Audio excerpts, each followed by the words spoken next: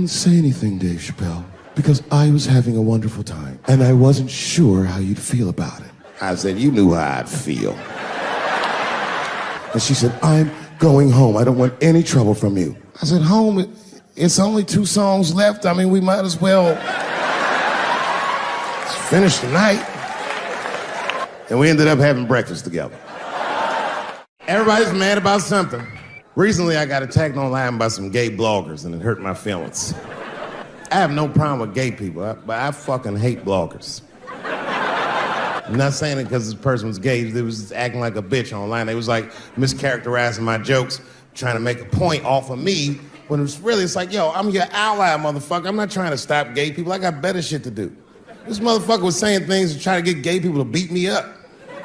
Seriously, he was like, Dave Chappelle's jokes. I don't know how he actually talks, I'm just making his voice up.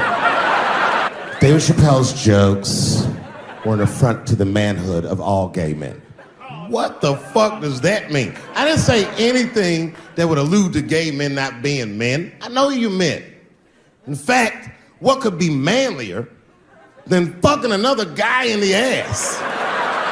It's the most gangster shit I've ever heard of in my life. I told you I'm not cut out for that, I'm a pussy. I said, I have a superhero idea. Because really? I go, yeah, he's a gay superhero. He was like, really? What's it called? Huh? Oh, it's called Same Hero, New Boots. It's about a gay sous chef in San Francisco. He gets bit by a radioactive rat on his shift when he's taking out the trash, and is blessed with powers beyond his wildest dreams. Supersonic, gay kind of powers. And he starts saving everybody in San Francisco. But at first, he only saves gay people. Later, he saves everybody, and the whole city just falls in love with him. The only problem is, no one remembers him when he saves them. Well, I don't understand. Why wouldn't they remember him? I said, because, dummy, he's gay. He keeps changing his outfit. People come up, thanks for saving, mister. What's your name anyway? And he's like, same hero, new boots. And Emotions. You think I hate gay people, and what you're really seeing is that I am jealous of gay people. Oh, I'm jealous. I'm not the only black person that feels this way. We blacks, we look at the gay community and we go, God damn it, look how well that movement is going. Look how well you are doing. And we've been trapped in this predicament for hundreds of years. How the fuck are you making that kind of progress? I can't help but feel like if slaves had baby oil and booty shorts, we might have been free 100 years sooner, you know what I mean? If Martin Luther King was like, I want everybody to get up on them floats, get your bodies good and shiny. The only reason I ever been mad at the transgender community is because I was at a club in LA and danced with one of these niggas for 6 songs straight. I had no idea. And then the lights came up and I saw them knuckles. I said, oh no! And everybody was laughing at me. Hi, world star. I said, why didn't you say anything? And then I heard that sultry voice. I didn't say anything, Dave Chappelle, because I was having a wonderful time. And I wasn't sure how you'd feel about it. I said, you knew how I'd feel. And she said, I'm going home. I don't want any trouble from you. I said, home? It's only 2 songs left. I mean, we might as well finish the night. And we ended up having breakfast together. I'll grow up. That doesn't make me gay. I just titty fucked her. His titties are as real as any titties in LA. It's 2 o'clock in the morning. I was just borrowing a little friction from a stranger. Whoops. And they've canceled people that are more powerful than me. They canceled J.K. Rowling. My God, J.K. Rowling wrote all the Harry Potter books by herself. She sold so many books, the Bible worries about her. And they canceled her because she said in an interview, and this is not exactly what she said, but effectually, she said gender was a fact. And then the trans community got mad as shit. They started calling her a TERF. I didn't even know what the fuck that was. But I know that trans people make up words to win arguments. So I looked it up. TERF is an acronym. Stands for Trans Exclusionary Radical Feminists. This is a real thing. This is a group of women that hate transgender. They don't hate transgender women, but they look at trans women the way we blacks might look at blackface. It offends them. Like, ooh, this bitch is doing an impression of me.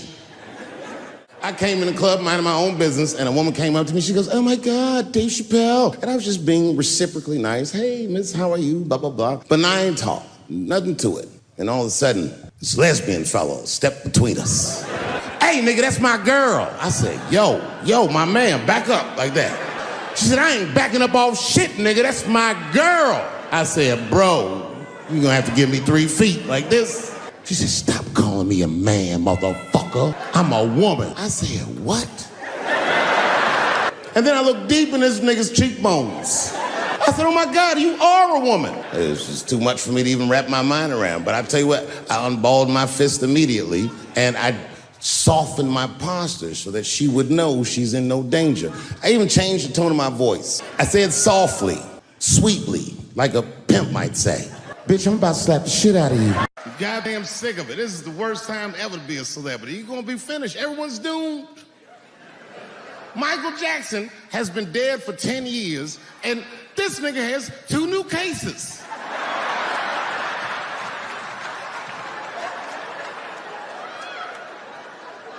And if you haven't watched that documentary, then I'm begging you, don't watch it. It's fucking gross. I felt like HBO was sticking baby dicks in my ears for 4 hours straight. Really nasty shit. I don't want to know all these things. Turns out, Michael Jackson allegedly likes a long gander at the anus. So they said he stares at people's buttholes. That's what they said. That's how gross the documentary was.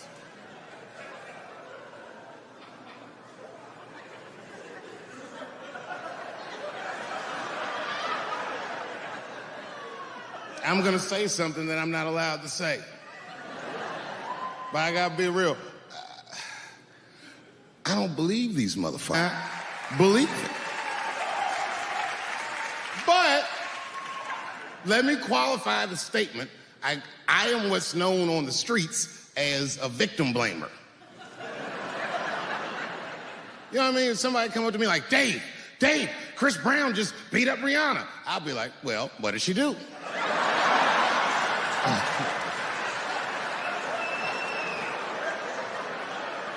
Dave, Michael Jackson was molesting children. Well, what were those kids wearing at the time?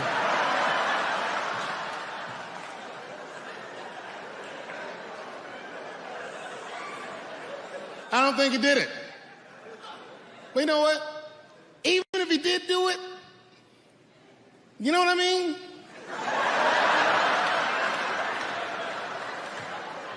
You know what I mean? I mean, it's Michael Jackson. I know more than half the people in this room have been molested in their lives. But it wasn't no goddamn Michael Jackson, was it? This kid got his dick sucked by the king of pop. All we get is awkward things.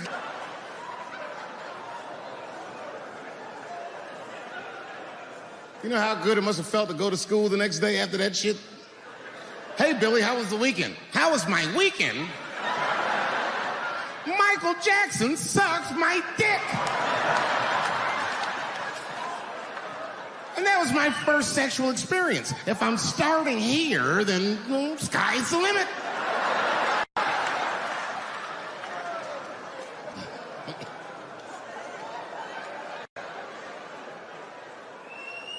I know it seems harsh, but man, somebody's got to teach these kids. There's no such thing as a free trip to Hawaii. He's gonna want to look at your butthole or something.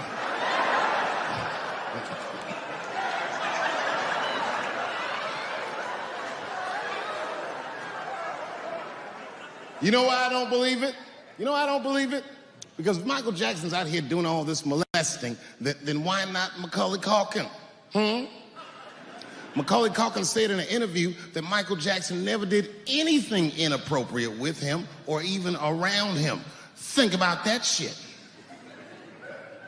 You know, I'm not a... But if I was... Macaulay Culkin's the first kid I'm fucking, I'll tell you that right now.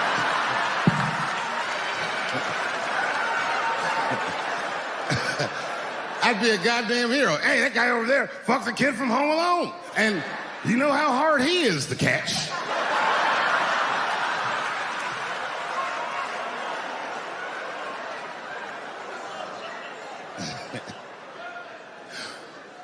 My mind's telling me no.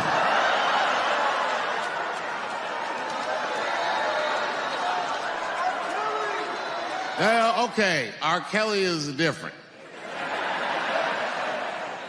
I mean, you know, if I'm a betting man, I'm gonna put my money on he probably did that shit. I'm pretty sure he did that shit. You know, it was bad, okay, so a couple years ago, I was doing a show in Detroit, and I'm sitting backstage in my dressing room. A friend of mine comes by, this chick, Dream Hampton. Dream tells me, right before I'm going on stage, she goes, Dave, I'm working on a documentary about R. Kelly. Would you like to be in it? And I was like, nah, bitch, I'm cool.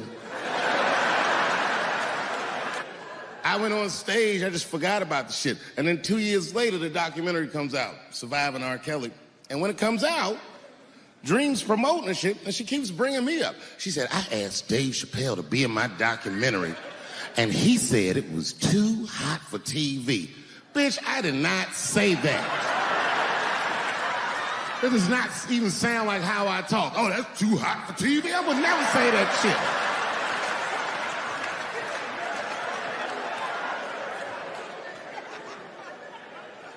But I'm gonna tell you guys why I wasn't in the documentary. There's a very simple reason, and I cannot stress this point enough. The only reason that I didn't do it was because, and it's very important, I don't know this nigga at all. I don't know anything. I don't know anything that they don't tell me about. I don't hang out with this nigga, nothing. So what the fuck do I gotta be in the documentary for? This guy, R. Kelly, got another sex tape out now. Can you believe that shit? This guy makes more sex tapes than he does music. He's like the DJ. Like, damn, nigga. It's a lot of tapes. The new one's so bad that they didn't even show it. I've never seen anything like this. The prosecutor in Chicago came out in a press conference and read to the media a transcript of a sex tape. Have you ever heard of such thing? This nigga read the sex tape. And it was so bad that R. Kelly sounded guilty in the transcripts. It's fucking amazing. 16 times the girl's age was mentioned. Isn't that crazy? This motherfucker's an idiot. He was fucking her like, yeah, this is the best 14-year-old pussy I've ever had in my life. And she was like, you like this 14-year-old pussy? He's like, oh yeah, I love this 14. I'm like, man, you need to shut the fuck up. You gotta give your lawyer something to work with. You're supposed to be on the tape like, this is the best 36-year-old pussy I've ever had in my life. And then your lawyer gonna be like, Your Honor, clearly my client thought that this woman was 36, as he mentioned some 16 times in the tape. They gonna know you lying though, you know what I mean? Everybody knows no such thing.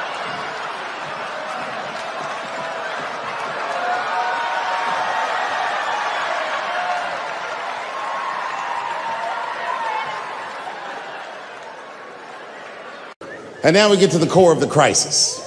What is a woman? What is that in this day and time? Is there even such thing as a woman or a man or anything? Seems to be a question nowadays. Now listen, women get mad at me, gay people get mad at me, lesbians get mad at me, but I'm gonna tell you right now, and this is true, these transgenders, these niggas want me dead.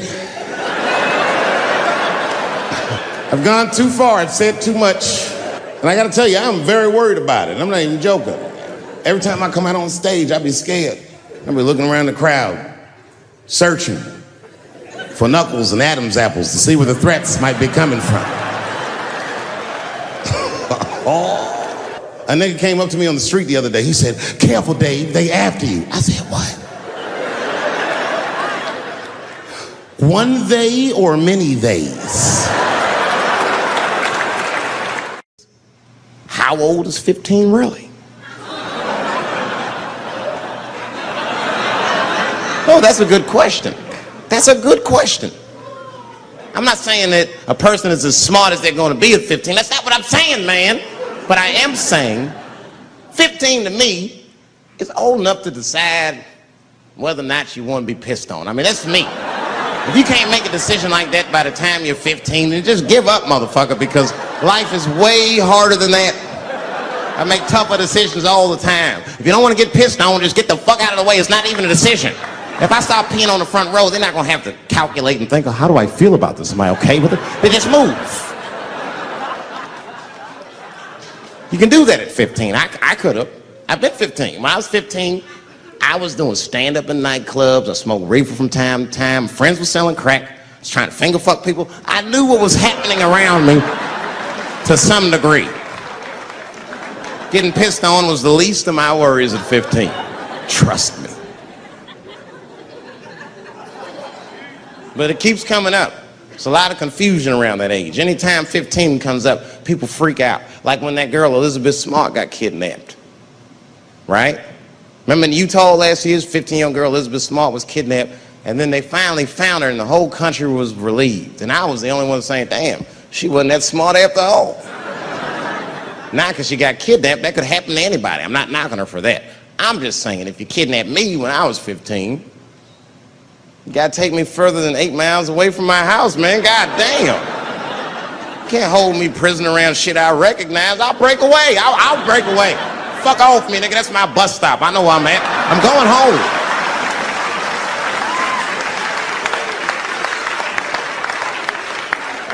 She was missing for 6 months, 8 miles away from my house. It was a great night. I remember the late, great Paul Mooney was there. A bunch of fly-ass comedy niggas was there. And we all went backstage and was just drinking and talking shit and laughing, and Daphne stole the room. She had everyone cracking up, spinning the yarn, telling us all these crazy stories about shit she be into. We all laughing real hard, and as she's telling us and everyone's laughing, I'm looking around, I'm like, oh my God, she is funny. I pulled her aside and I said, you're hilarious. I didn't know that when you were on stage. I said, you're doing some things wrong, but I can help you. I said, anytime I'm in San Francisco, why don't you open the show for me, and I'll just try to give you some pointers, see if you can't work this thing out. And she said, are you serious? I was like, yeah. And she grabbed me real tight, hugged me, squeezed me, and I pushed her all violently because I'm transphobic. I said, boundaries, bitch.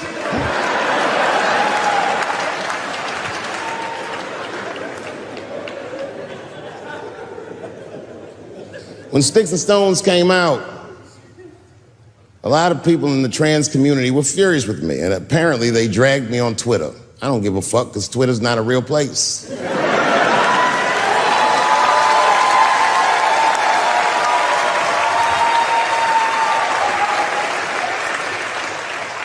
And the hardest thing for a person to do is go against their tribe if they disagree with their tribe. But Daphne did that for me. She wrote a tweet that was very beautiful, and what she said was, it was almost exactly what she said. She said, punching down on someone requires you to think less of them. And I know him, and he doesn't. He doesn't punch up, he doesn't punch down, he punches lines, and he's a master at his craft. That's what she said.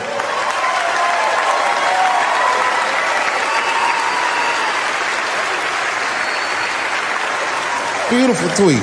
Beautiful friend. It took a lot of heart to defend me like that. And when she did that, the trans community dragged that bitch all over Twitter. For days, they was going in on her, and she was holding her own because she's funny. But 6 days after that wonderful night I described to you, my friend Daphne killed herself. Oh, yeah.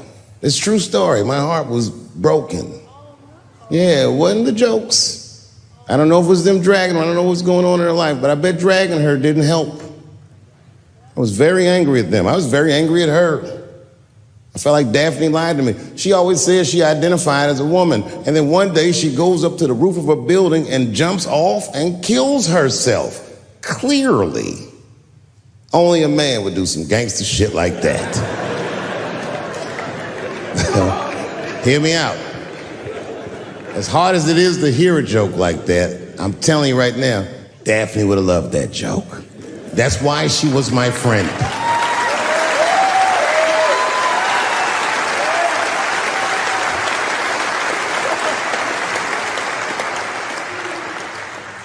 I was reading her obituary, and I found out she was survived by a daughter. And the moment I found that out, and this is true, Anderson Cooper from CNN texted me. And all he said was very nice. He said, "I'm sorry to hear about your friend." And I texted him right back, "New phone, who this?" He said, "It's Anderson Cooper." I said, "Oh," I said, "Anderson." I go, "Look, I need to find her family." And he texted me right back with all the phone numbers and all this information. I say this to say, if you ever want to know about anything gay, call Anderson Cooper from CNN. This nigga is faster than Google.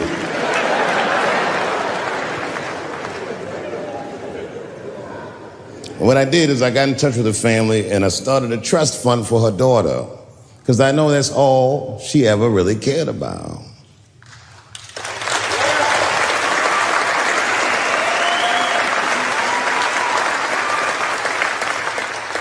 And I don't know what the trans community did for her, but I don't care, because I feel like she wasn't their tribe. She was mine. She was a comedian in her soul.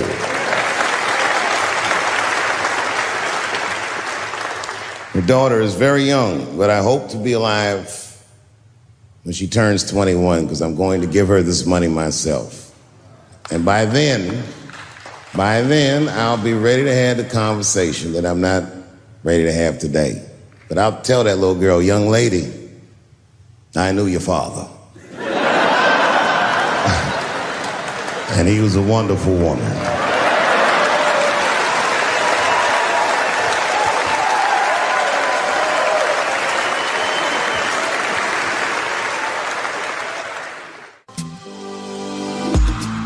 Life can get tough, chills in my bones, working too much, weight on my soul, closing my eyes, let it all go, the least I can try.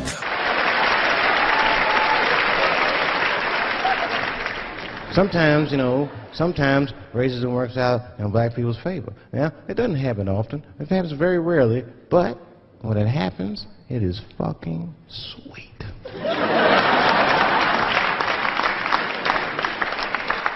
I'm serious. This one time racism saved my life, man. I was on a plane. I was coming from overseas, and I don't know how this guy got a machine gun on the plane, but he stood up, man. He said, "Everybody, get on the fucking ground! Nobody look at my face!" I started freaking out. Because he was Chinese, I was like, why is he talking like that?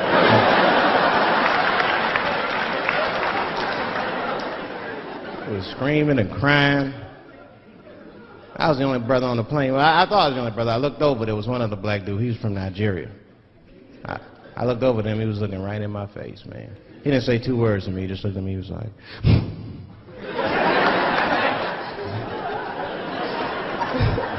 He didn't need to talk, I knew just what he was talking about. I looked right back at him, I was like...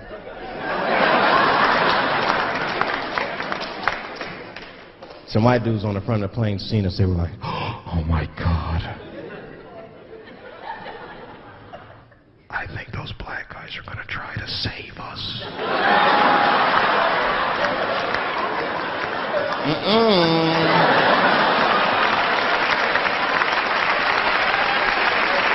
We were just communicating that we understood the situation. We were both seeing the same thing. What we understood was simple. terrorists don't take black hostages. That's the truth. I have yet to see one of us on the news reading a hostage letter and shit. They is treating us good. We all chilling and shit. I'd like to give a shout out to Ray Ray and Big Steve and Central Newport.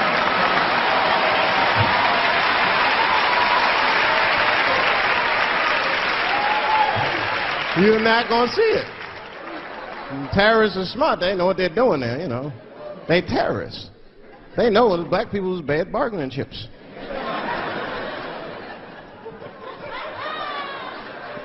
They called the White House and said, hello? We have got 5 black... Hello?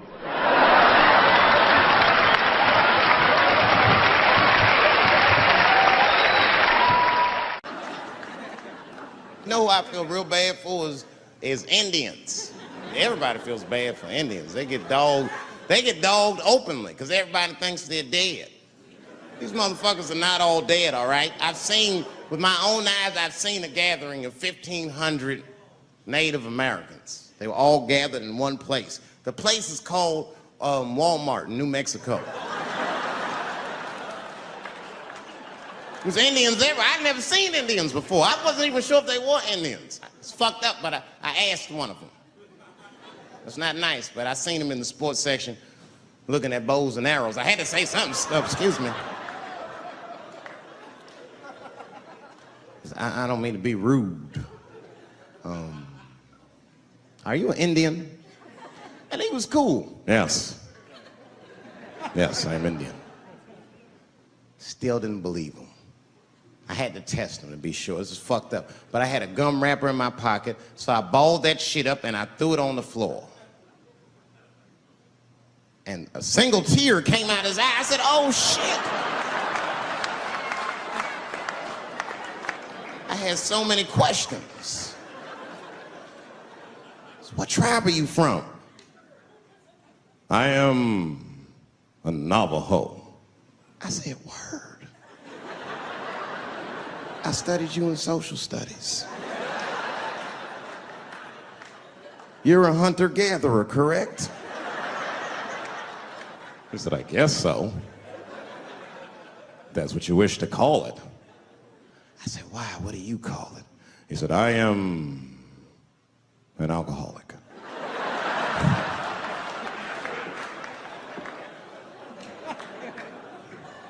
I said, well, what's your name, dog? He said, please. Dog is my cousin. That was a good guess. My name is Running Coyote. What is your name, friend? And that shit caught me off guard. I mean, I didn't want to say my name was Dave to a motherfucker named Running Coyote. This don't feel good enough. He just put me on the spot. I said, huh? My name, what? Oh, my name's Blackfeet. Then I changed the subject. Forget about me. What's going on with you? I want to meet your chief. Why don't me, you, and your chief and your friends get together tonight? We could have a real live peace pipe smoking ritual. We need to celebrate, nigga. I thought you were dead. And he set it up. It was beautiful. It was just like I dreamed. We was all sitting around. Them Indians was beating the drum. Some other Indians came out the back with a long blanket that was folded in half and put in front of us. Open that shit up, and on the blanket was a long wooden pipe with feathers. And bags of weed were all over the blanket. Chief walked over.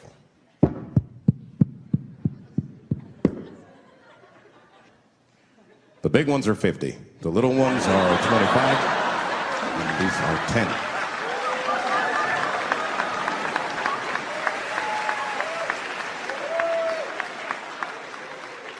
Me and those Indians got high as shit. I was baked. I told the chief, he was talking, I cut him off. Time out, chief. Sorry to interrupt. I'm fucking smashed, man. The weed's too strong. I'm itching. This is PCP. The spirits have got me. Chief, the spirits have got me. And the chief threw some water in my face. Calm down, blackface. Splash! I said, hey, it's black feet, motherfucker. Take it easy.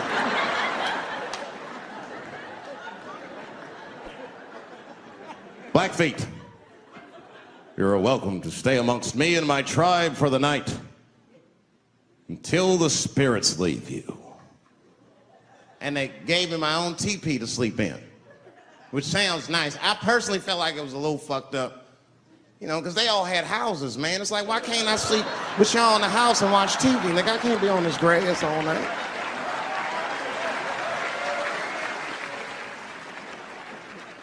Yeah, Indians is rude, man. Everybody's rude. Indians, they eat nasty food. All they ate was corn and shit.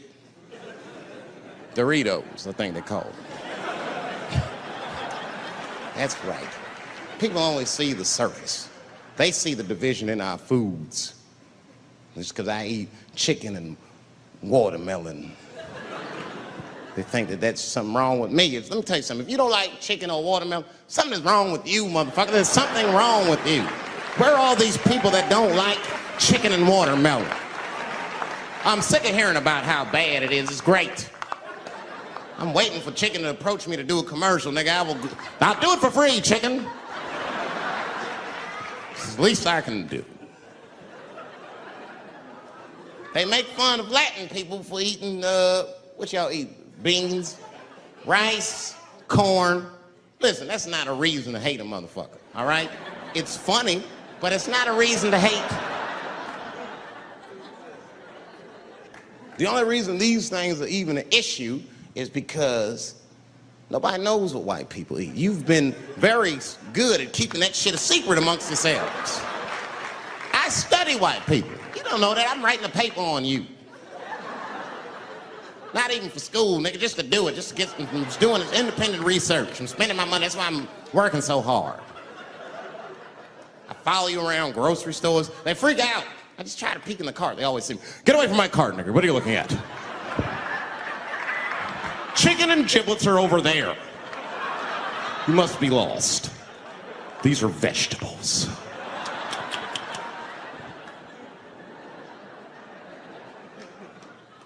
I know what you drink. See how quiet it got? Grape juice. Surprise, motherfuckers, you didn't know I knew about grape juice, did you? Oh, don't play dumb with me. Look at what is it? A lot of black people don't have the privilege of knowing about grape juice because they have grape drink. It's not the same formula that you get. Ain't no vitamins in that shit.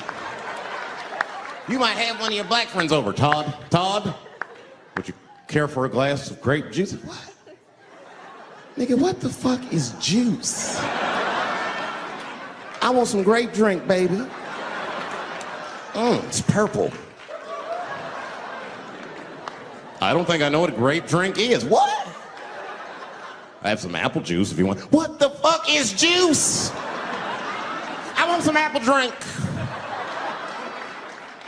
Scream.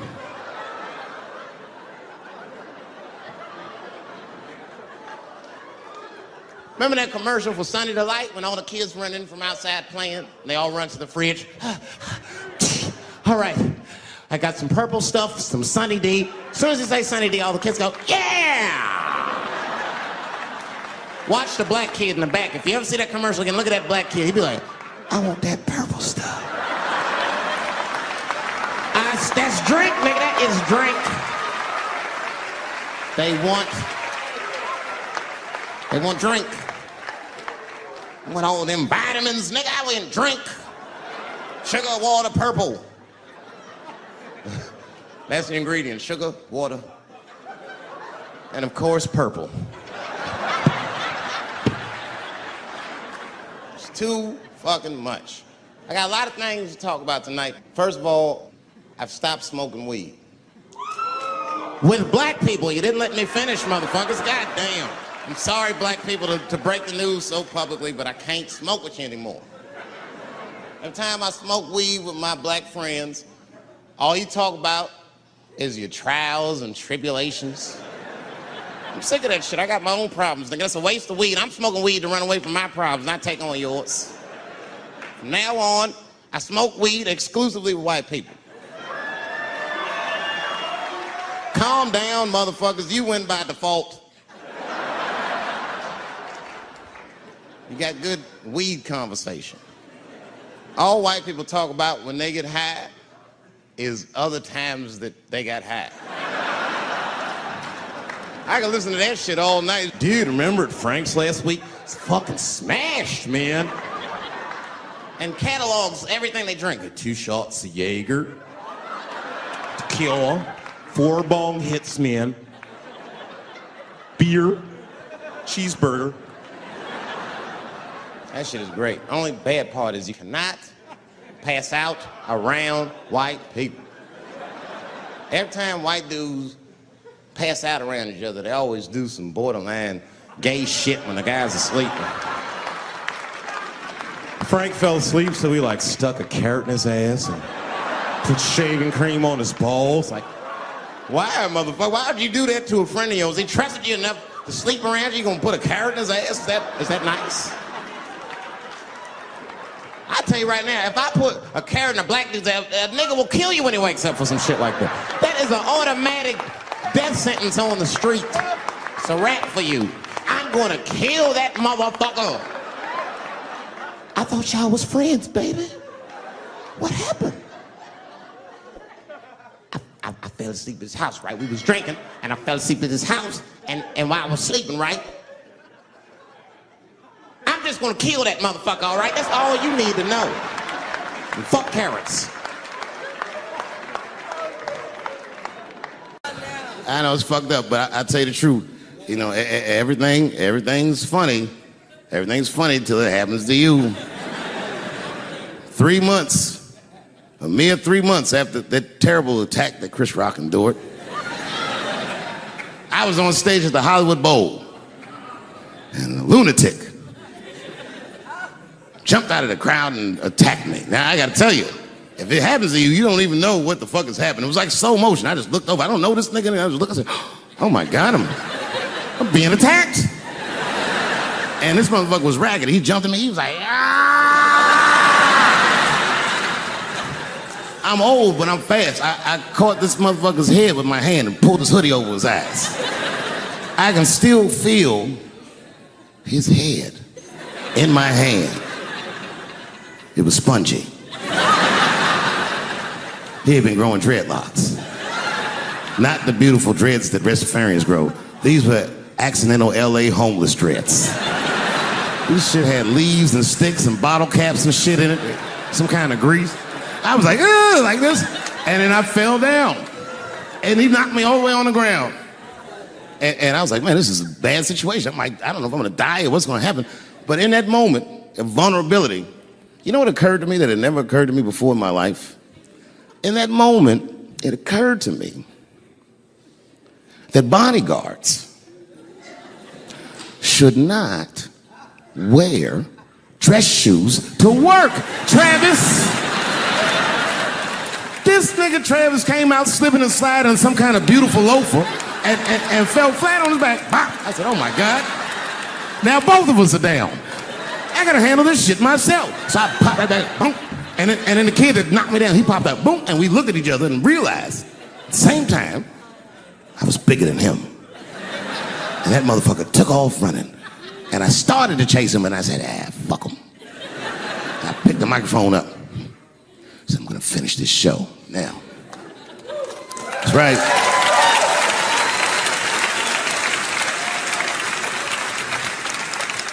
For 3 months before that, I'd been making fun of Chris Rock. And people would ask me all the time. They'd say, Dave, what would you do if you were Chris Rock and Will Smith slapped you in the face? And to this day, the answer is the same. Well, I don't know what I would have done. I've never been in a situation that extreme. But I do know now what Will Smith would not have done. And that is enjoy the rest of his evening. Man, listen. We gave that kid a good while. We was whooping his ass. Not we, I mean, I was on stage trying to think of a joke to tell, but they was beating this nigga up right behind me. Everybody could see it. Everybody could see it. And I'm sitting up there trying to think of what to say. And I'm tongue-tied. Me, of all people, can't think of anything to say. Look at my karma. just that moment, of all the people in the world, Chris Rock walks from backstage, walks up to me in front of 20,000 people, grabs the mic out of my hands and looks at the crowd and goes, "Was that Will Smith?" Man, motherfuckers fell out of their chairs laughing. I was standing there looking stupid. I was fucking furious, because I'm thinking in my mind, nigga, this is my attack. You got attacked 3 months ago. Now you have jokes. So I snatched the mic back from Chris and tried to get one off, but my shit did not go good at all. I didn't know what to say. I was just like, it was a trans man. And the crowd was like, boo. It's LA, we like trans people, boo. I know, I felt so bad. I felt so bad. But I know why I did it. You'd have to be there to understand, but man, when that guy tackled me, it was like it's like a movie or something. You gotta picture this. Picture a famous person you like. Every famous person you could imagine was at that show. It was like the biggest night that Hollywood had ever seen. And when that guy tackled me, he cleared the bleachers. I had to watch the tape afterwards to know this happened, but as soon as he tackled me, Jamie Foxx was the first motherfucker that jumped out of the crowd. He was wearing a white cowboy hat like he knew this shit was gonna happen to him. Never seen this nigga in a cowboy hat before. And Jamie started chasing that motherfucker around like any given Sunday. And that kid was fast as shit, was juking and shaking, and he broke Jamie's ankles, and he just kept running. And then Jon Stewart from The Daily Show ran from backstage and jumped at this motherfucker like Super Jew. He was like, ah! And the kid seen Jon coming, so he jumped back, and Jon went flying that way. And this kid was fast. And then he turned around, he sees the emergency exit, he starts running for the emergency exit. Just before he got to the door, motherfucking Puff Daddy from Bad Boy Records jumped in front of the door. That nigga was like,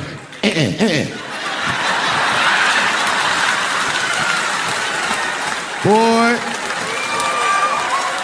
Puffy got that motherfucker. And then every celebrity just ran out, because every celebrity saw themselves in me, and they just started beating the fuck out of that kid. And I know Chris was backstage looking like, nobody helped me.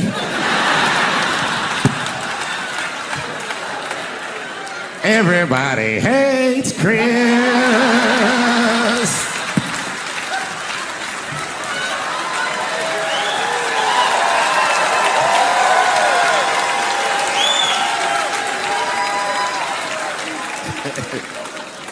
Look, it was way more intense than what you guys might have read. I don't know what you read, but the kid, while we was beating on him, reached in his waistband, pulled out a .22 caliber pistol. That shit was mayhem. Everybody started screaming, oh my God, he's got a gun, he's got a gun. And then I got scared. I was in the back, but I was scared, because I knew that everybody that was with me was armed. Yes, if they had shot and killed this kid on stage at the Hollywood Bowl, like I pay you to do, Travis,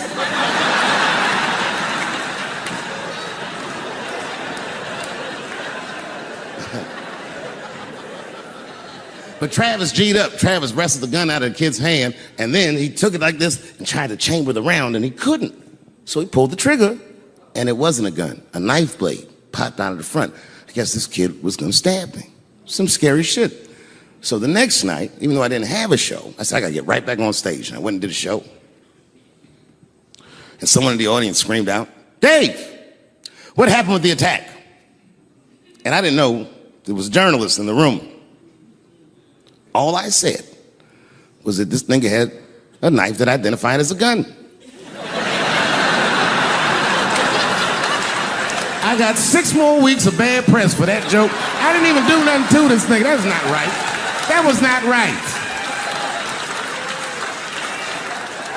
And then the New York Post went to the jail and interviewed my attacker like he was some kind of hero.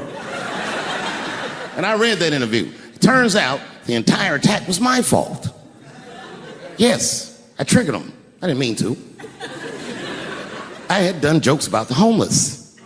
It turns out this young man was homeless. And I mean, there's no way I could have known this. But I will say, For a homeless guy, this nigga had incredible seats.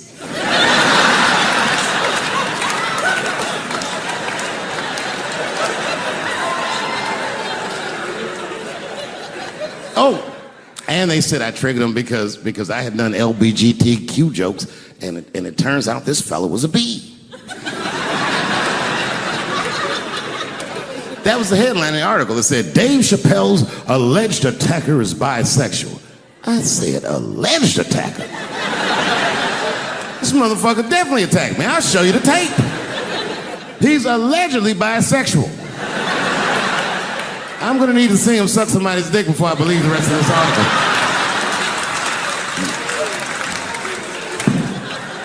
I read that shit in the paper. I was horrified. I said, oh, bisexual? I could have been.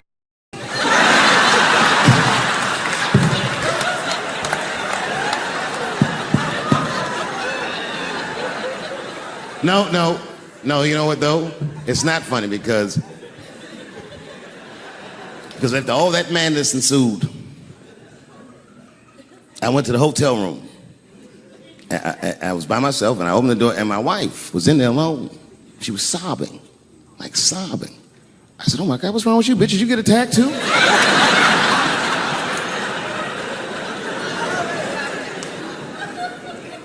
And she's crying. She said, oh my God, David.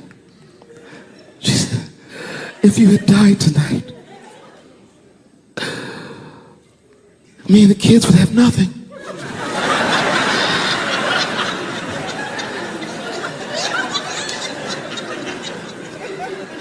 Then I knew it was serious. So I sat down on the bed next to her.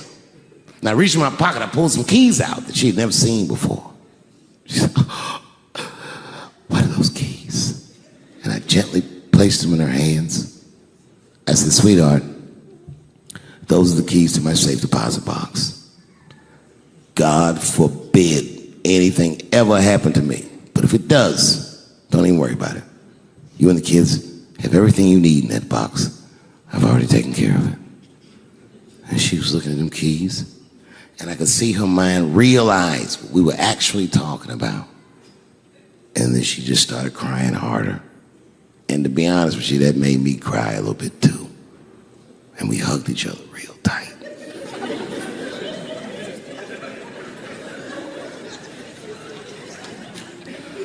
Do you know this bitch looked in the box while I'm alive and well? Who does that? Oh my God. And then she was mad at me. She said, God damn it, David, I opened that box. I said, you did? She said, yes, I did. And there was nothing in there.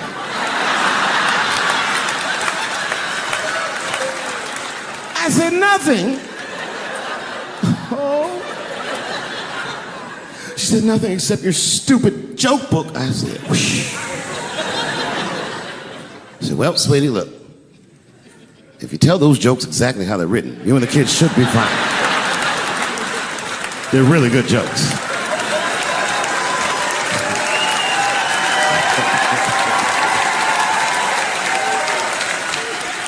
She's like, good jokes? What is this shit? It went like this. Ladies and gentlemen, this next young man coming to the stage is starting his comedy career tonight. Who knows? We may be witnessing the birth of a star. Please welcome David Chappelle.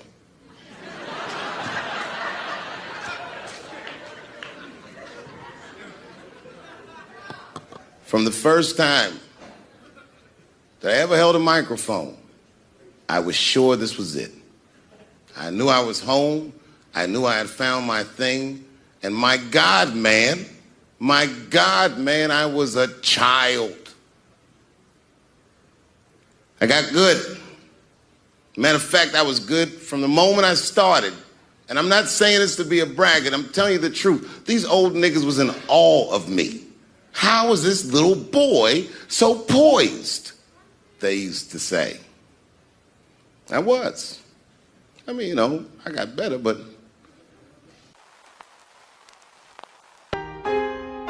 Ever seen. And when that guy tackled me, he cleared the bleachers. I had to watch the tape afterwards to know this happened, but as soon as he tackled me, Jamie Foxx, was the first motherfucker that jumped out of the crowd. He was wearing a white cowboy hat, like he knew this shit was gonna happen to him.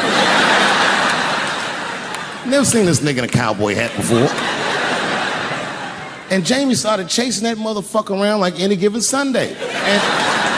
And that kid was fast as shit, was juking and shaking, and he broke Jamie's ankles, and he just kept running. And then Jon Stewart from The Daily Show ran from backstage and jumped at this motherfucker like Super Jew. He was like, ah! And the kid seen Jon coming, so he jumped back, and Jon went flying that way. And this kid was fast, and then he turned around. He sees the emergency exit. He starts running for the emergency exit.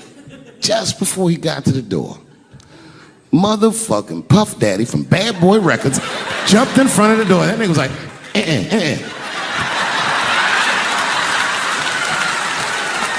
Boy, Puffy got that motherfucker. And then every celebrity just ran out, because every celebrity saw themselves in me, and they just started beating the fuck out of that kid. And I know Chris was backstage looking like, nobody helped me.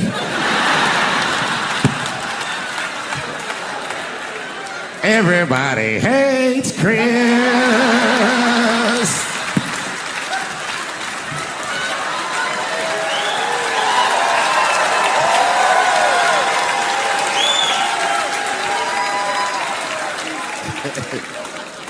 Look, it was way more intense than what you guys might have read. I don't know what you read, but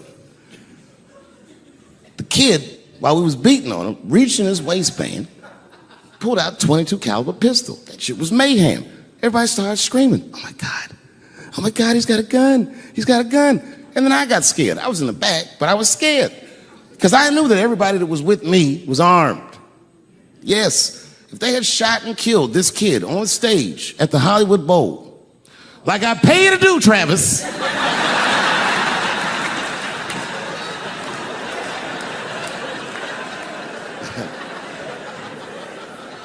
but Travis G'd up. Travis wrestled the gun out of the kid's hand, and then he took it like this and tried to chamber the round, and he couldn't. So he pulled the trigger, and it wasn't a gun. A knife blade popped out of the front. I guess this kid was gonna stab me. Some scary shit. So the next night, even though I didn't have a show, I said, I gotta get right back on stage. And I went and did a show. And someone in the audience screamed out, Dave, what happened with the attack? And I didn't know there was a journalist in the room. All I said was that this nigga had a knife that identified as a gun. I got 6 more weeks of bad press for that joke. I didn't even do nothing to this nigga. That's not right. That was not right. And then the New York Post went to the jail and interviewed my attacker like he was some kind of hero. And I read that interview. It turns out the entire attack was my fault. Yes, I triggered him. I didn't mean to. I had done jokes about the homeless.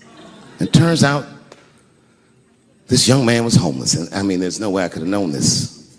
But I will say, for a homeless guy, this nigga had incredible seats.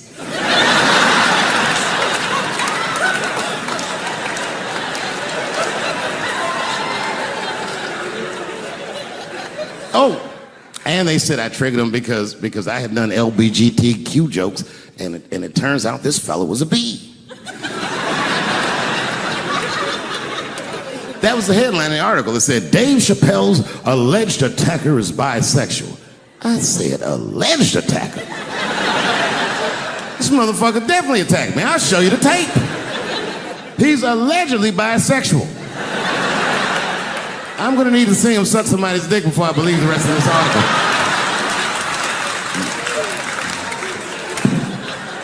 I read that shit in the paper. I was horrified. I was like, oh, bisexual? I could have been.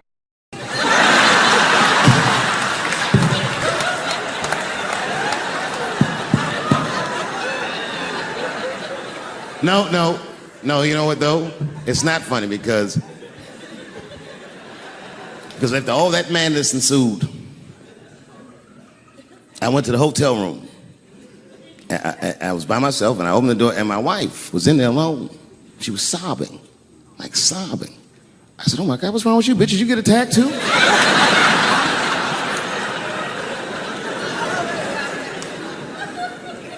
And she's crying. She said, oh my God, David. She said, if you had died tonight, me and the kids would have nothing.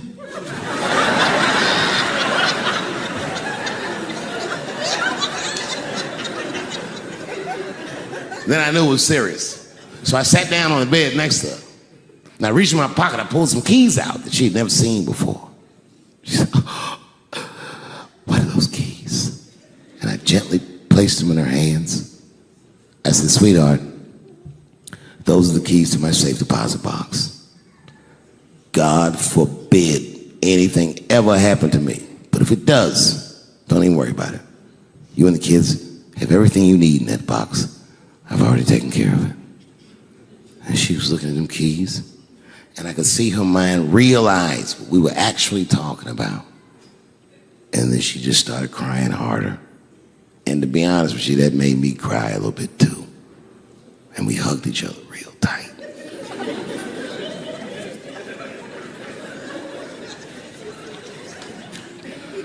Do you know this bitch looked in the box while I'm alive and well?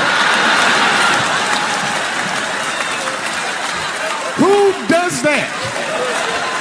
Oh my God. And then she was mad at me. She said, God damn it, David, I opened that box. I said, you did? She said, yes, I did. And there was nothing in there.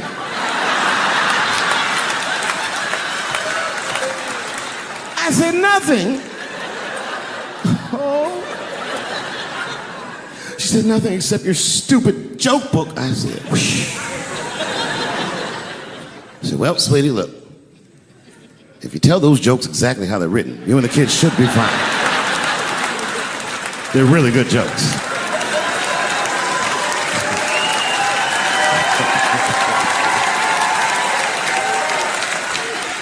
She's like, good jokes? What is this shit? Come join me in my watery grave. No, you gotta roll your throat. Join me in my watery grave.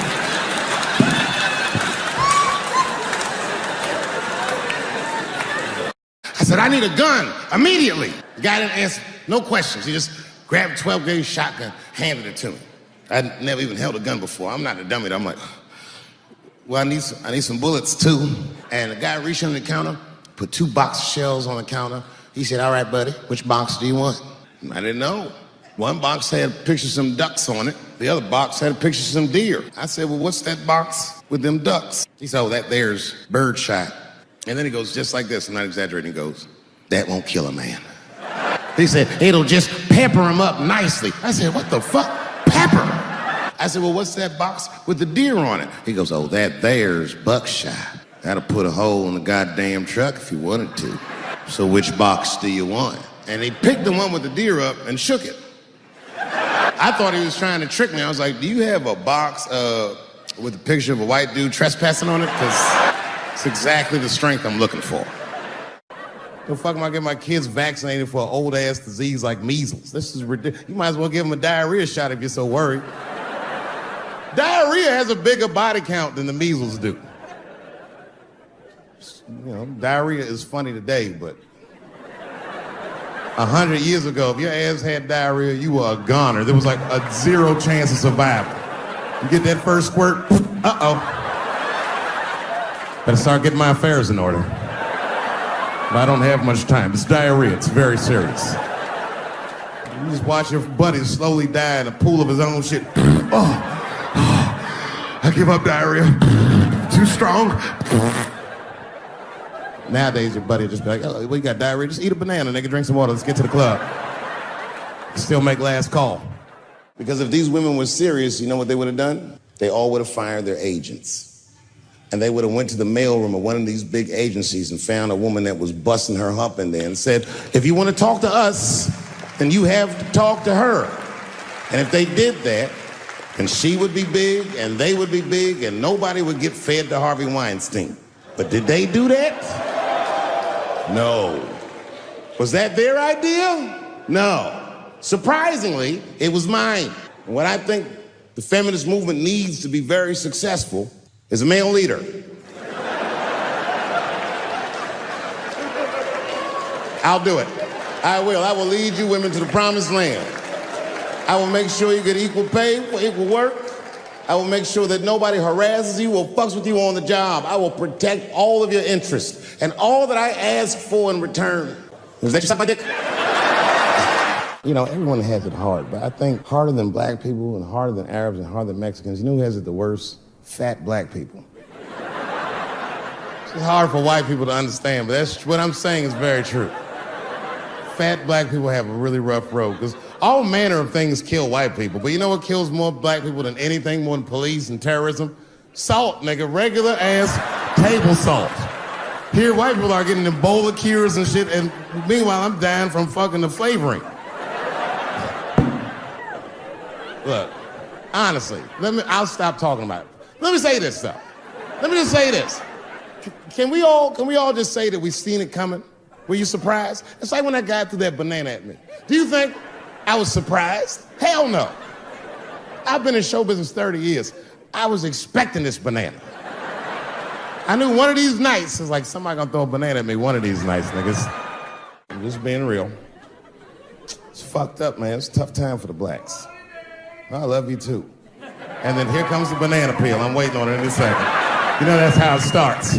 I saw in the paper today that the guy that threw the banana at me got arrested again because he threw a banana at another motherfucker in a bar in Santa Fe. Look it up online after the show. He actually did that. And that guy was black too. I'm just saying.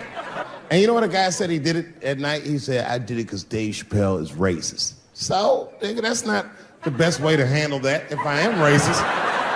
What if Martin Luther King just went around throwing tuna casserole on white people? Would that work? Huh? I seen your girl bubbling. She's drunk as hell, buddy. Listen, sir, I don't know what she's saying, but just take my advice. Get some water in her, or you're gonna have some dry pussy when you get home. I remember I was at this bar one time. This is that kind of bar it is. I was in there one time, I was fucked up, and I turned around to everybody in the bar, I go, hey, everybody, I'm gonna buy everyone in the bar a round of drinks. And all the motherfuckers was like, hoorah! And the bartender knew I was drunk, so she pulled me aside. Miss Chappelle, are you sure about that? That's going to be $16. Guess who was in the bar? I thought I was seeing things. I looked across the room, and I saw the trans bitch from the picture. I said, what is a trans person doing in a place like this? This is very dangerous behavior. And she was with two big, buff, gay black dudes. I didn't know these dudes, but I know they was gay. If they had a dick in their mouth, they wouldn't look any gayer than they did just sitting there. They had 1980s gay face. You know what that is? Remember in the 80s when gay people looked surprised all the time? You think like Caitlyn Jenner's a bad person. I'm not mad at her for doing it. Not even mad at Sports Illustrated. If I'm mad at somebody, I'm probably just mad at myself. You understand? Because deep down, I know that I am not strong enough to not look at those pictures. And I don't think I'm ready to see what she's trying to show me. So Caitlyn, goddamn it, if you go through with this thing, bitch, you better go hard or go home. I want you to go all the way.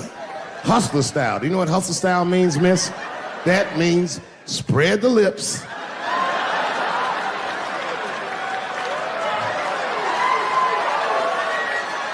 I hope she spreads her lips and there's an itty bitty dick inside. Ah! The show is behind the curtains. Gender is a fact. You have to look at it from a woman's perspective. Look at it like this. Caitlyn Jenner, whom I've met, wonderful person, Caitlyn Jenner was voted Woman of the Year. Her first year as a woman. Ain't that something? Beat every bitch in Detroit, she's better than all of you. Never even had a period. Ain't that something? Oh, I'd be mad as shit if I was a woman. I'd be mad if I was me. If I was in a BET Awards sitting there and they're like, and the winner for Nigger of the Year, Eminem, my man. You can see it. You ever have this happen? This is how confusing it is. This is the practical application of what I'm talking about. Like a guy be out, this happens to a lot of guys, you be out at a club, bar, right? You're kicking with your boys, and a girl walks by, and man, she looks good. She looks good. Not good in that classical way. I mean, you know, I'm talking good, like she got half her ass hanging out her skirt. Her titties are all mashed together, popping out the top of her turtleneck and shit.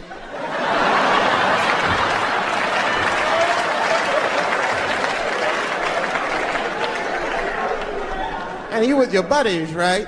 You with your buddies, you got a couple drinks in you, and you see a girl like this, you might try to talk to her. This might not come out right. I don't know what you say, but damn, look at them titties! Right?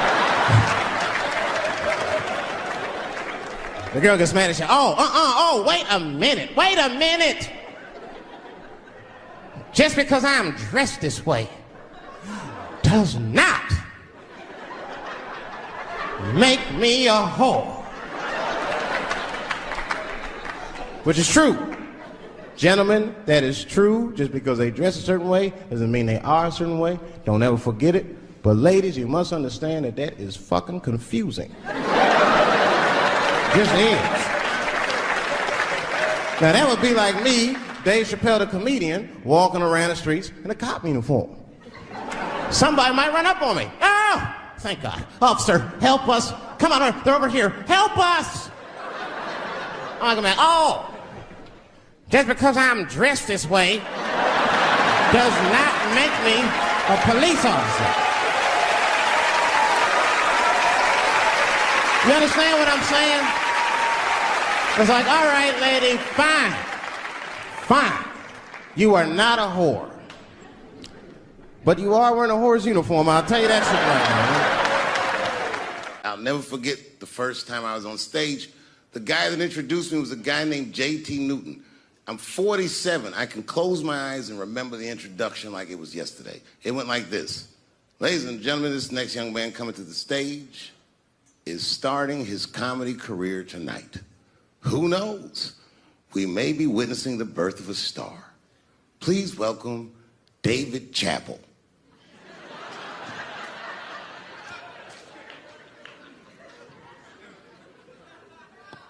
From the first time that I ever held a microphone, I was sure this was it.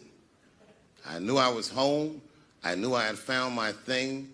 And my God, man, I was a child. I got good. Matter of fact, I was good from the moment I started. And I'm not saying this to be a braggart. I'm telling you the truth. These old niggas was in awe of me. How was this little boy so poised? They used to say. I was. I mean, you know, I got better, but it started out good.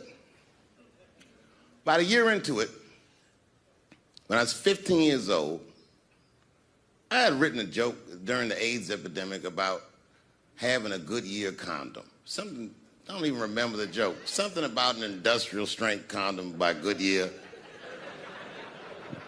I just remember all the comedians really liked that joke. And there was an older comedian. And he came to me one night after the show, after he saw the joke, and he said, listen, I got an audition at another comedy club, and I was wondering, do you mind if I do that joke? I just want to borrow it. Now, I'm a kid. I don't know any better. I'm like, borrow it? Well, I guess, sure, if it'll help your career. I let him do the joke. And then weeks later, I was waiting to go on in a comedy club, and he went on before me, and he did the joke. And after the show, I pulled him aside, and I said, hey, man, I don't mind you borrowing my jokes, but you got to give them back. He said, oh, I forgot to ask you. He goes, let me buy that joke from you for $50. And I said, man, I'd do it, but I'm just starting out. I need all the material I can get. The idea being that the more material I can accumulate, the faster I'll be able to make money for my work. I said, I can't do it. I want my joke back. I'll never forget this. Remember, I was a 15-year-old child. This guy was a grown-ass man. He stood up over me so I could see how big he was. And he said to me, really? I can just take it. And he did. I got scared because I was a child. But I never forgot that. I never forgot that. I was 15 years old. I'm 47 now. I think about this guy all the time. When I look at my own kids and I see how young and innocent they are, I can't believe someone did that to me. And I don't think about it every day because that was the worst thing that happened to me. I think about it every day because that was the first time that someone ever did that to me. But in my career, it has happened many, many times since where someone would intimidate me or scare me and take something that I believe was mine. I'll tell you another story. Now I'm 18 years old. I'm living in New York City, and I just finished my first road tour, which was a very difficult tour. I'll spare you the details. Now I'm back in New York, but my rent is paid, thank God. And I have $60 to my name, and a woman that I had met in Pittsburgh, a bad Dominican bitch,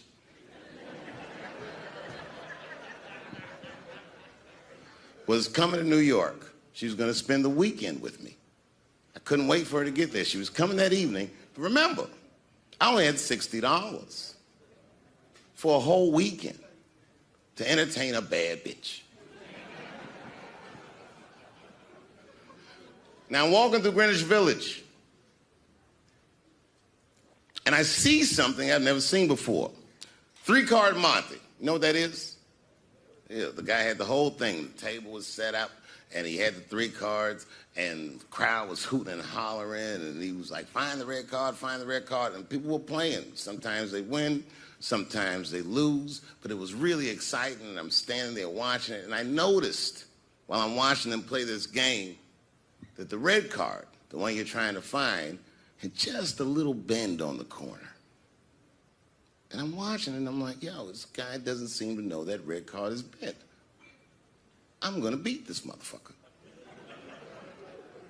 And I walked up to the table and I said, let me play a hand. And I put my last $60 on that table and he starts to shuffle and find the red card, find the red card. And I kept watching that bent card go around the table, make sure I kept my eyes on that bent card. And when he stopped shuffling and he said, find the red card, I pointed to it with confidence. Here it is right here. And he flipped it over and it was black. And he took my money. I couldn't fucking believe that. How did this nigga do that? Was that magic or sorcery? I was confused. So you know what I did? I sat there and I watched him for a real long time play the game. And I realized that all those people who was doing all that hooting and hollering and betting, my God, they were his friends. They were in on the whole thing. I felt so wronged. I felt so stupid. And then the next sucker came up to the table and was about to put his money down. And I said, fuck that, man. Don't put your money there. All these niggas is in on it. It's a trick. And when I said that, the guy that was dealing, and this motherfucker was huge, snatched me up by my collar. Feel how strong he was when he grabbed me. I was a skinny little guy. And he was gonna maul me. And the only reason he didn't, I'm sure, is because he saw the fear in my face. And that fear, he looked at me. I saw his eyes go from hard to soft. He softened. Then he looked at me like the way a father would look at a child. And he said to me, young man, don't ever come between a man and his meal. I never forgot that either. Most niggas would have to run the streets for years to learn a lesson that profound. It took me 2 seconds. Never get between somebody and their paper. Taking a man's livelihood away from him is akin to killing him. Do you know why Prince, the famous rock star that was a friend of mine, do you know why he called himself the artist when he came back? He calls himself the artist because that's what they call us in our contracts. Oh, these contracts are crazy.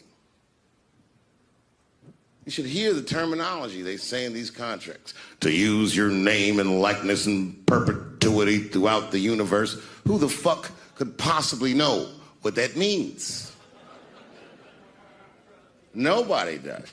It's so complicated, in fact, that when you're a kid like me, you have to hire somebody to tell you what that means. And you sit down at a table and you do the contract game. And that's how I got with Comedy Central. I signed the contract. But I signed the contract the way that a 28-year-old expectant father that was broke signs a contract. I was desperate. I needed a way out. And it wasn't good money and it wasn't good circumstances. But what else am I going to do, I said. And all these white people sitting at that table told me, trust us, Dave, it's a good contract. And I looked around the table and they all seemed to agree it was a good contract. But what if it was like that game of three-card Monte? What if they were all friends and I didn't know it? And the bag of money was Iceberg's money in the first place. What was I talking about? What was I trying to tell you? Last week, 2 weeks ago, whenever it was, I call Lauren Michaels and I tell him, okay, I'll do it. I'll do Saturday Night Live on election night. And the day I made that phone call, the day I committed to it, it gets announced that Netflix is streaming Chappelle's show. Not just Netflix. HBO Max is streaming it too. I'll tell you another story about HBO. No, hear me out. Did you know, before Chappelle's show was at Comedy Central, I pitched that show to HBO. I told them what I wanted to do. Now, these are executives. All they have to do is say, yeah, we'll take it, or no, thank you, we won't. But they didn't say either of those things. They went too far. They said, literally, what do we need you for? That's what they told me, as they kicked me out of the office. What do we need you for? And here we are, all these years later, and they're streaming the very show that I was pitching to them. So I'm asking them, what do you need me for?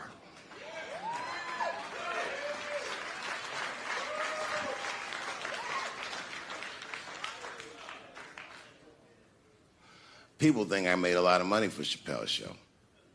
When I left that show, I never got paid. They didn't have to pay me because I signed the contract. But is that right? I found out that these people were streaming my work and they never had to ask me or they never had to tell me. Perfectly legal because I signed the contract. But is that right? I didn't think so either. That's why I like working for Netflix. I like working for Netflix because when all those bad things happened to me, that company didn't even exist.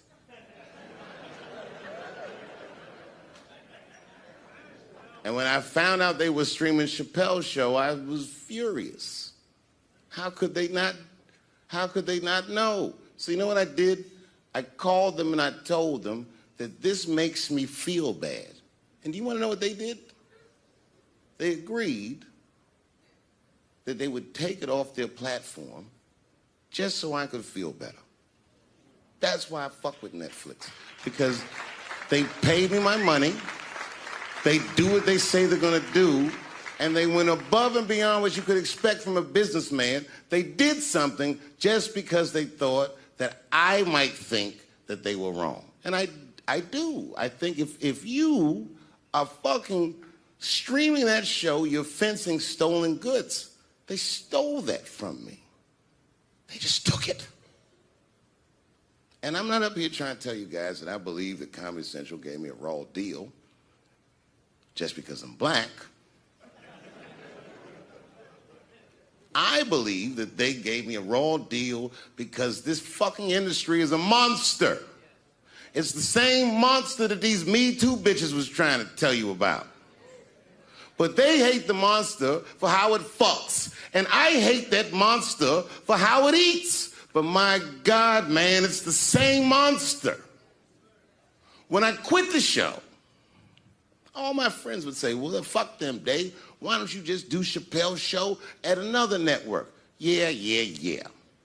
And why doesn't a slave run from one plantation to another plantation? Because the master over there might be nicer. My God, man, I was trapped. You know what? Tell you the truth. I've even thought about coming back and doing another Chappelle show. Well, but if I do, I can't call it Chappelle's show because my name and likeness is being used by them in perpetuity throughout the universe. It's in the contract.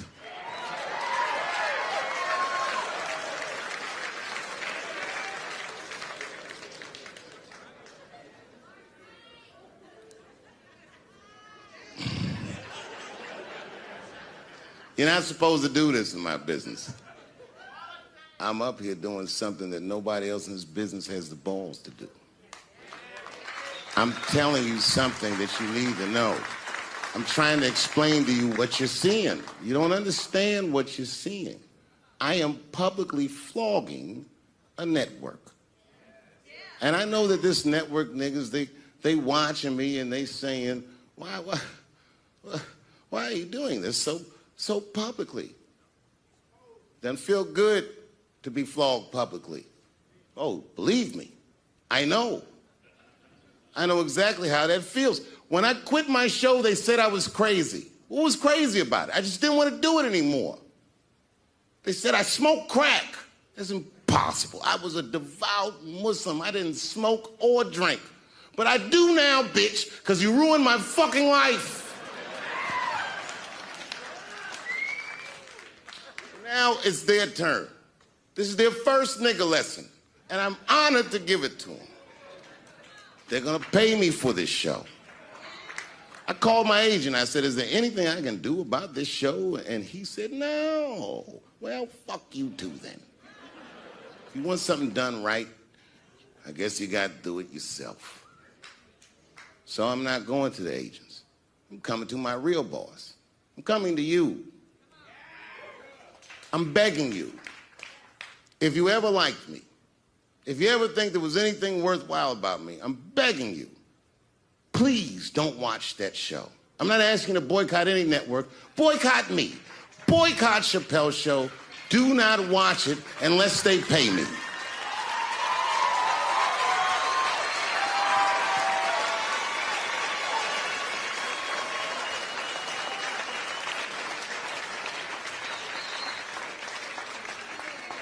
If you're a shareholder at Viacom, then I'm talking to you. Because all that shit that they do to us, well, they do everything for their shareholders. That's what they told me. So if you're a shareholder in that company, tell them it's wrong. And if you don't believe that it's wrong, then fuck you too. You should know what's in the hot dogs you eat. Now, there's probably a bunch of people at Comedy Central and Viacom and all these places that have no idea what I'm talking about. They've all either quit or been fired or got Me Too'd or something. Them niggas is gone. And there's a whole bunch of new young people there, and they're probably looking like, what is he talking about? They may not actually know what the fuck happened to me. So I'll tell you what I'm talking about. Go downstairs to your accounting department, open the books, see what that show made, and look at what you paid me. That's exactly what I'm talking about. You're going to pay me. I am inviting you to come with me and work with me, and let's fight against that terrible, terrible feeling that you made me feel together. We can fight together and work this thing with Chappelle's show out. Or I can just take it. Thank you. She was just like, you need to stop doing that. And then I tried to change the subject. I go, how is school going, boys? And my sons tell me, well, we didn't have school today, technically. I'm like, well, what's going on? He said, well, there was like a school shooting drill. I never heard of this. You know what this is? They have drills that they make kids do where they practice what to do if somebody comes to shoot up their school. I'd never heard that before. I was like, what the fuck? Then I had to tell my sons the truth. I didn't want to tell them this shit. Son, listen to me. Fuck that drill. Somebody comes to your school and wants to shoot it up, I'm just gonna be honest with you. You probably gonna get shot, nigga. I'm just being real. You got a famous dad. I talk a lot of shit. They gonna be gunning for you, little buddy. Just stay low and run in a zigzag pattern and don't try to save anybody, son. Do you understand me?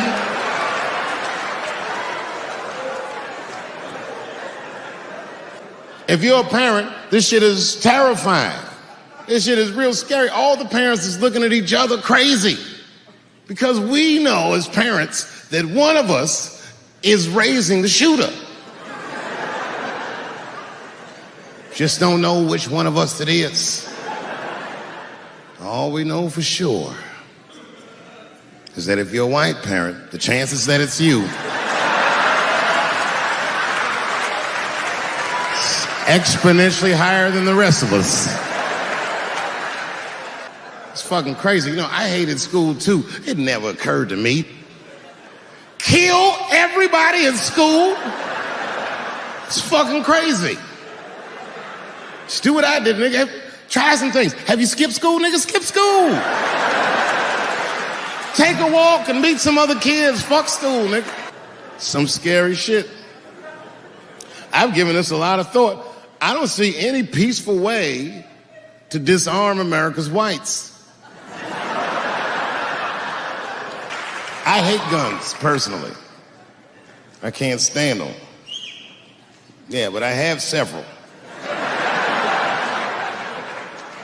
I don't want them, but I feel like I need them. Don't forget where I live. I live in Ohio. And anyone that knows anything about Ohio knows that even the word Ohio is an old Native American word. It means, literally, land of poor white people.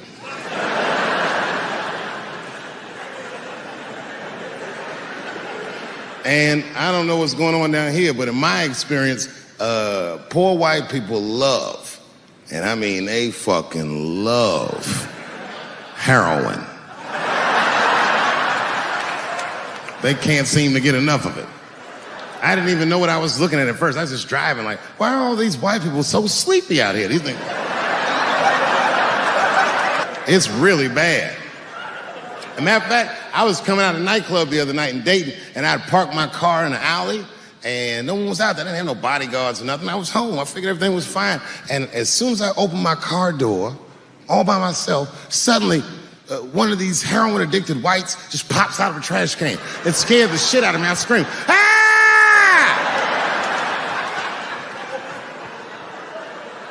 And then I realized it was a woman. She was fucked up. She said, hey man, relax, okay?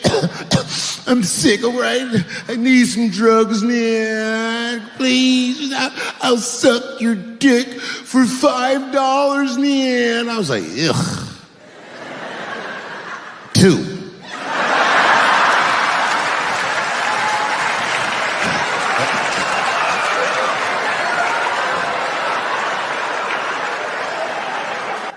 Obviously, I'm joking.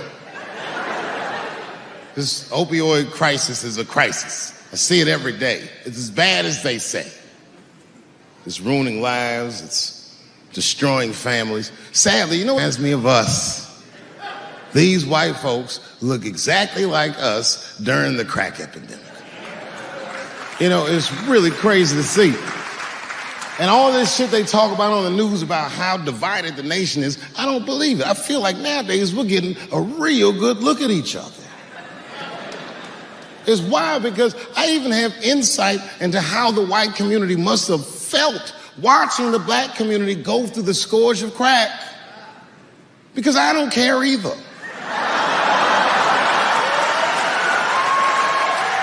Hang in there, whites. Just say no. What's so hard about that?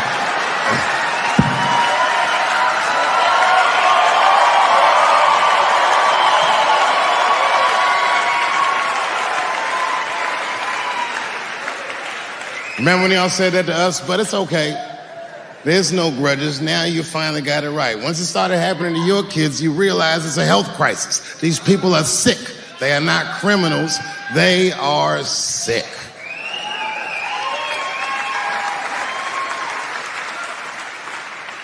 Be that as it may, I'm armed to the teeth. First gun I bought was a 12-gauge shotgun. I didn't want the gun. Remember, though, I'd moved to a farm, and I was sitting there on the porch, and I see a white dude walking across my property, entitled, like he's supposed to be there. He had a rifle over his shoulder, too. Ain't that a bitch? I said, what the fuck is this guy doing on my property?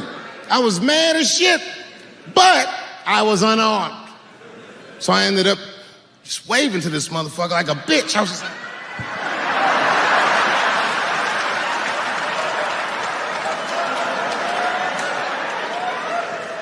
And as soon as he got far enough away, I ran to my car and sped to Kmart. This is in a rural white area. And remember, I was nervous because the guy was on my property, I'm black, and I was sweaty. You know what I mean? And I ran to the gun counter, black and sweaty, sweating and black. And I looked up at the nigga, I was like, I look like a slave or something. I said, I need a gun immediately, like that. Just like that. The guy didn't answer, no questions. He just grabbed a 12-gauge shotgun, handed it to me. I'd never even held a gun before. I'm not a dummy. I'm like, well, I need some bullets too. Put 2 box shells on the counter. He said, all right, buddy, which box do you want? And I didn't know. One box had pictures of some